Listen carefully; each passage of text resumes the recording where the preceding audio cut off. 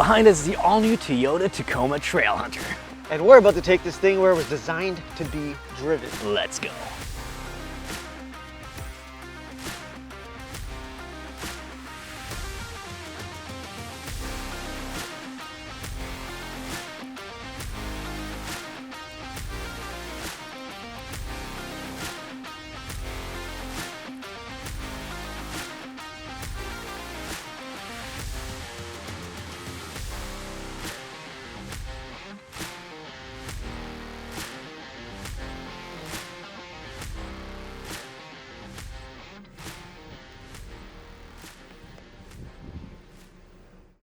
Psych! Yeah, that's about how far we can go. I had a surgery, and if I go off-roading, I would most likely end up with internal bleeding. As I do not intend to die within the next few years, we're going to keep it to mall crawling, unfortunately, but let's be honest. That's where most of you are going to drive these things. Come on. Yeah, so, yeah. Anyhow, new top trim. Well, this is the TRD Pro. You have that one, which is kind of the Baja one. This is the Trailhunter, which is overlanding slower trails, and it looks freaking phenomenal. Oxide bronze on this bad boy here. I'm going to go out on a limb and say this might be the nicest truck on the road, maybe apart from the Raptor. Yeah, it's close though. This thing looks sick. You got all the off-roading stuff. You got the white body. You got rigid lights. You got the rigid lights reaching in the front, and the ones in the front, you can switch them between yellow or like amber and white. You have your light bar which will blind the hell out of you. Oh yeah, it's really, really bright. Skid plating all the way on the bottom. You have the sight panels. You have the roof rack on top as well, which is standard in Canada. You Americans have to pay extra for that, but... And the chase rack in the back. It was really nice looking. Yeah, it's really cool. And this is the 6-foot bed, by the way. In the US, you can get either a 5 or a 6-foot bed. This is the longer version. Listen, looks freaking awesome. Like, let us know what you think, but I think this is probably one of, maybe with the Raptor, but yeah, one of the nicest ones. And this trim runs parallel with the TRD Pro. They're kind of the same price, but that's more of a Baja-oriented model. Exactly. I think this looks nicer. 100%. This looks amazing. But yeah, we'll have to do off-road another time. If you want us to off-road, first of all, subscribe and let us know so we can go to Toyota and be like, hey guys, can we get it again? And with that being said, interior, let's go. Come on, Grandpa. Limited mobility. Okay. All right, I'm in. No steps, but we got rocker rails, which is kind of nice, frame mounted. Anyhow, this is nice. Yeah, I'm not complaining. It's a very unique color of interior. Oh yeah, this kind of like bluish with the yellow. I kind of like it though. I kind of like it. I love this kind of rock-ish looking cover, like rugged trim. It looks really good, and considering most midsize SUVs kind of have a really crappy interior, I think this stands out. Like, this is nice in the Canyon. Oh, well, the Canyon yeah, like the luxury one that wasn't really that luxurious. The door panel haunts my dreams. Yeah, look at this quality. It's nice. It's nice. It's well laid out. How does it feel? Well, it does feel good. On my butt. Oh. Don't make any weird jokes about that. It's not the How does your butt feel, Jesse? Not the most comfortable seats. Yeah, so these seats, and like, you feel that way, I feel that way, your wife feels that way. These seats, like after like maybe half an hour-ish. Back hurts.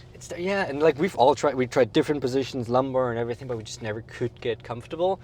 Now, maybe different sized people have a few problems, but that's 3 differently sized people who are all in the issue. And one other thing. Which is unacceptable, no memory seats. Yeah, I was going to say, I don't have a very good memory, but this has worse memory because it has no memory. Ah, nice. But yeah, like no memory seats in a truck that's like this expensive, that's almost a deal breaker. That's really bad. Especially when we move to the back row. Oh God. Let's get in there in a second. Yeah. Let's get there in a second. Sorry, Let's talk about some other things here. First of all, wireless charger, good connectivity. I like all that. A lot of off-road stuff. We're going to cover that more if we're going to go an off-road review. Big old new screen. Look at this guy. A little chunky, but it's really chunky. You know, like I don't mind this. Like, it doesn't interfere with my view. I'm cool with that. However, why is everything at like 4,000% scaling? Like, why is this so large? They just want to make sure you can see it while you're... I guess, but like... It's really Why big. do you give me this big screen, but then make everything so big? Like, I could have the same amount of icons on a screen half the size. Like, it's just really not really usable. If I go to my Android Auto, you can see how much you can actually use this space if you have reasonably sized icons. That's pretty cool. I like that. And they fixed the little thing I didn't like about in the what was it, the crown, where I had to like do multiple steps to get out. They added a shortcut to get out of Android Auto. Good UX. Yes, nice. Also, I love this too. Yeah, it's nice. And you know what's really cool? Going to the beach? Boom. Just pop out your JBL main speaker, Pretty cool. and you got a Bluetooth speaker. That's pretty right awesome. here. I would totally lose it though. Yeah. I would absolutely lose this Oh, yeah. somewhere. But that's pretty cool. So you got your main speaker. You can just pop it back in, and now it's your car speaker again. And sound system is, by the way, pretty good. Digital gauge cluster, fairly customizable. LCD. Digital rear mirror, Love which that. is lovely. Bit of a sunroof, mostly occupied with that roof rack. But hey, we got that. So up front, Bueno, Yeah, I like it. let's move back. So speaking of the memory seats, Yes. in order to fold down those rear seats, you need to move your seats pretty far up, Yes. which means you got to manually readjust them. Yeah, so if you just want to quickly put them down, well, you better really good at memorizing what exact angle you had, because you can't memory seat it back into place. And then even if you fit passengers there, it's not really that spacious. And to make matters worse, there's no under-seat storage, Yeah. which most trucks should have. That's where the hybrid battery is in this. And I also find when I sit in the back headrest is very far forward. So every time I sit there, I'm kind of like being pushed forward. I'm not very comfortable in that. Headroom is okay. If you're tall, you might find yourself scraping your head on this before you get into that pocket back there. Yeah, so Yeah, not ideal back seat storage. yeah, the back seat isn't that great. But once we go to the bed, like I said, we have the 6-foot bed here, a bit over 40 cubic feet of space in total, which is pretty good. However, once again, if you live anywhere in an urban area where somebody might be inclined to snatch anything that is openly displayed in your bed, you'd probably want to have a tonneau cover or any like bed covers like that. Not really possible right now. No, with that chase rack, it's bolted in where a tonneau cover would go, so you'd have to remove the chase rack in order to put the cover on. Yeah, it doesn't seem like it's too difficult to do, but still, you kind of get the Trailhunter to have that stuff. So you got to take it off to actually be able to use it, because you don't have much storage in the back of the truck. So you got to get used to the bed, but you don't want to leave it open. So you got to kind of like, you know, It's a conundrum. Yeah, there's some compromises here, which I am not the biggest fan of. Speaking of not the biggest fan, a lot of people that like the Tacoma aren't the biggest fan of this new generation because of what's under the hood. So let's see what we think out on the road. All right, out on the road in the Toyota Tacoma Trailhunter. Keyword on-road. On-road, yeah. Mall crawl review. Sport mode, 4 high, brake torque. Let's see how quick this goes. Ooh. Shake. Park will usually do that to you. Add it to the outtakes. Let's see how quick this baby goes. Oh. Ooh, okay. Oh. Oh. Just kind of died. You hear those? Yeah, it's decently fast. But yeah, there's something really fun we want to show you while I go back to 2 high. If we just slightly open that window, because we have a snorkel on this side, you get some not very truckish sounds. That's cool. I love that. That's ridiculous. That's crazy. That sounds so cool. That's such a meme. Yeah, putting your intake right there, that's really good. It's not a full snorkel, by the way. It's not like everything's not fully sealed.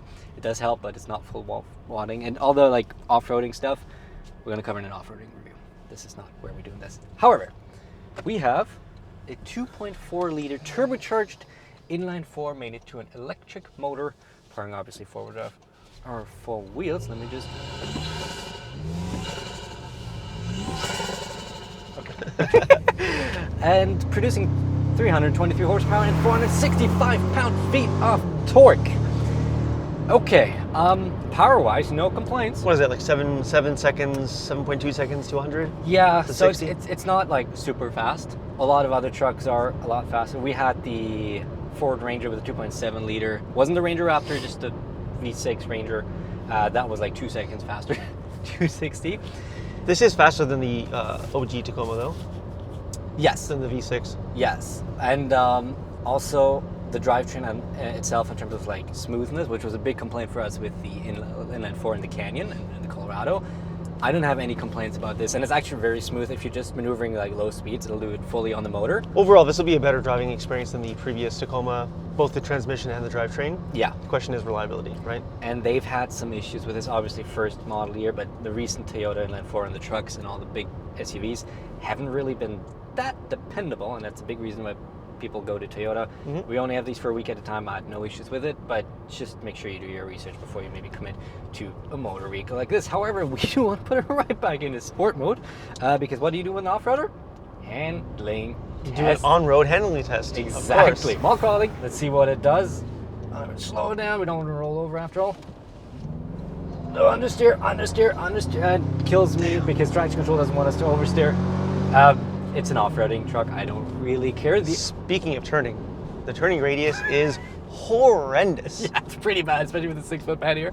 This thing does not want to rotate. Like, it doesn't want to like turn around or do one. 3-point turn's another thing. You need like a 5-point turn. Yeah, so you might want to factor that in if you live somewhere in a tight neighborhood. Otherwise, like I think it drives like fine. It drives actually very SUV-like. I don't find it to be very truckish. Holds straight on the road. Shout out Jeep.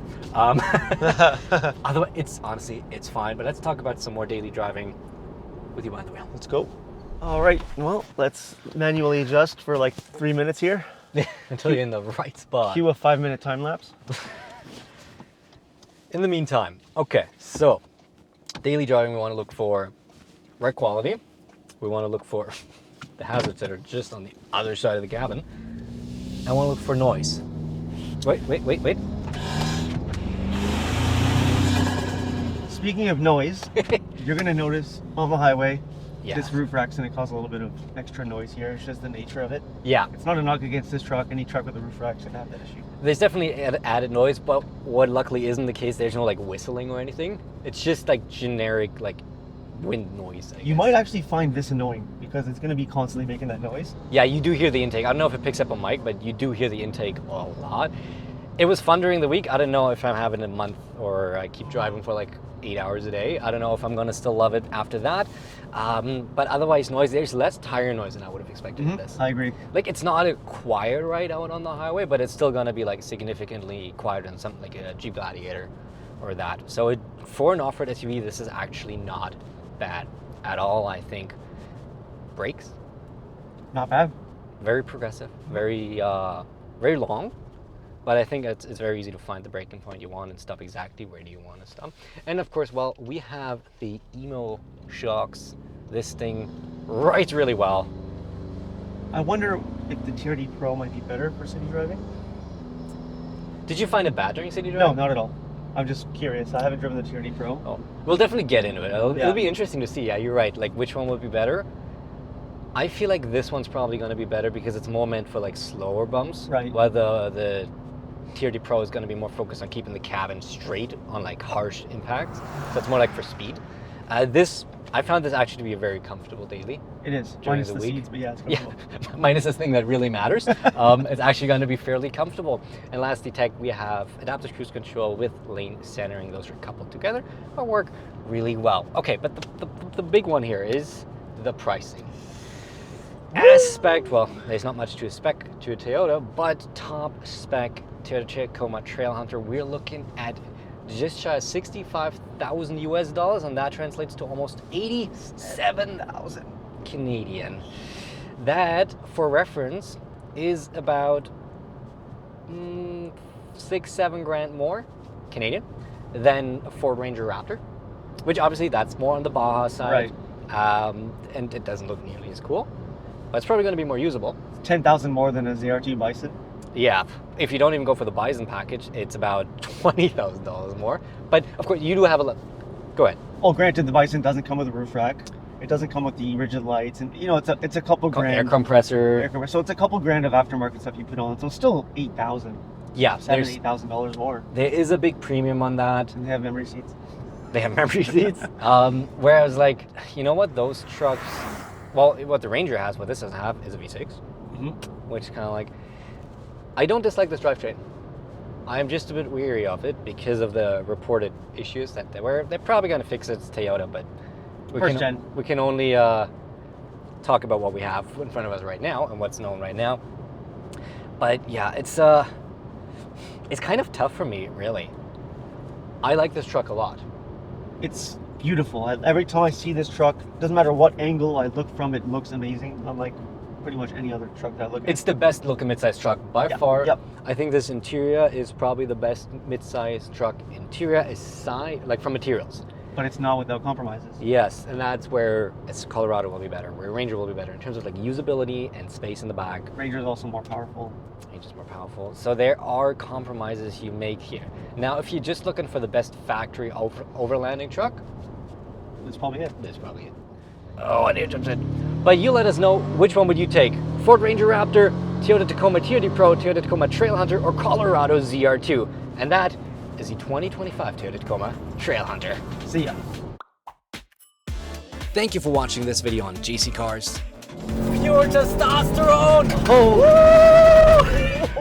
What the f is this piece of shit? If you guys liked the video, don't forget to hit the bell and subscribe. Should I just drive into a tree now, or?